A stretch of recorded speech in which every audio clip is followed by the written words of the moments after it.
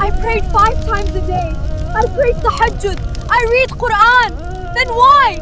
Why am I being sent to Jahannam? Yes, you did all those good deeds, but you committed one sin that outweighed them all. She prayed every prayer, read Quran, gave charity, yet she was ordered to the fire because of one sin. Who was this woman? And what sin did she commit? She looked like a woman of worship. She never missed salah. She prayed tahajjud. She fasted. She gave zakat. She carried a Quran everywhere she went. But Allah does not judge by what people see. Hidden beneath her worship was a single sin that outweighed all her good. She cursed with her tongue. She mocked her neighbors, insulted their families, spread rumors, destroyed reputations. She wounded hearts with the very tongue Allah blessed her with. She thought her worship would save her, and on the day of judgment, her salah was placed, her Quran was placed, her charity was placed. But then came the words she spoke: slander, insults, mockery, humiliation. The harm she caused outweighed years of worship. Your salah cannot save you if your tongue destroys others.